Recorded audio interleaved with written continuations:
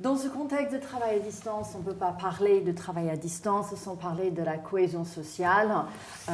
Jusqu'alors, le travail à distance était souvent un privilège qui était brandi en étendard de liberté par ceux qui en bénéficiaient, qui étaient moins nombreux. Maintenant, ça s'étend à tout le monde.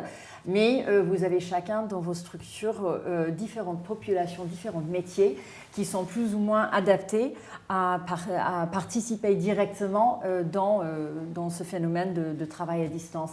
Mais la question de la cohésion sociale, d'équipe, et dans le cas notamment de PSA, d'équipe très grande, est très présente. Alors, comment est-ce que vous abordez ça dans votre contexte ? Merci pour votre question. Cette question, elle est fondamentale. La cohésion sociale, c'est un point de vigilance que nous avons avec l'ensemble des partenaires sociaux. Au sein du groupe PSA, nous avons plus de la moitié des effectifs qui sont des ouvriers qui travaillent qui sont liés à la production, qui travaillent sur des lignes de montage, des lignes de fabrication. Et donc, il faut que nous soyons vigilants à garantir et à maintenir cette cohésion sociale. Et les partenaires sociaux sont extrêmement centrés sur cette garantie-là. Et nous avons proposé, d'ailleurs, dans le cadre de notre accord motivation et bien-être, un certain nombre de mesures qui vont permettre aussi de faire évoluer les conditions de travail, les conditions de vie au travail, pour que cette transformation et l'évolution de l'entreprise, elle soit aussi cohérente de la transformation et de l'offre que nous proposons à l'ensemble de nos collaborateurs, et y compris pour l'ensemble des cols bleus. Il n'y a pas d'un côté les cols bleus qui sont assujettis à une mission de production, et puis les cols blancs qui seraient des nantis ayant la chance de pouvoir travailler à distance.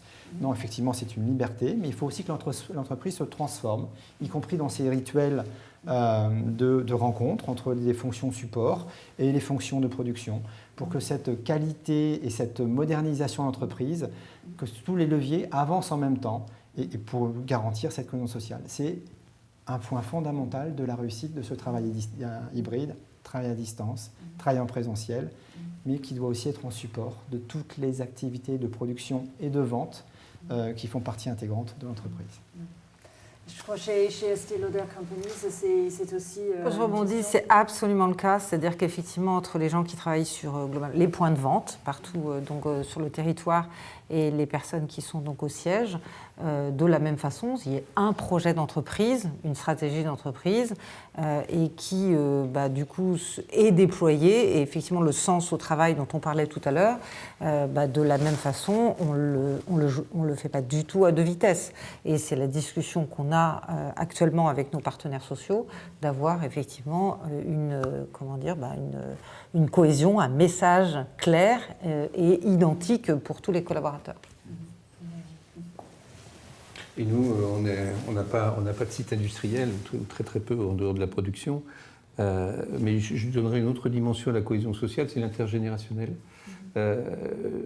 Évidemment, comme tout le monde, du fait de la crise, on a été très prudent sur nos embauches. Il n'y a que des embauches qu'on a plutôt favorisées parce qu'on considère qu'une responsabilité sociétale en la matière, c'est les apprentis et les stagiaires. Et pour se mettre dans ce mode d'organisation qui passe par l'autonomie, on n'a pas tous la même maturité par rapport à l'autonomie. Et les jeunes, paradoxalement, on peut considérer qu'eux, ils sont peut-être très, très open à ce type d'organisation. Pas forcément, parce qu'ils ne sont peut-être pas suffisamment mûrs par rapport ils ne comprennent peut-être pas assez bien les codes et qu'il faut découvrir physiquement les codes de l'entreprise pour pouvoir d'ores et déjà être lancé dans ce type d'organisation qui nécessite une vraie maturité des personnes et des communautés.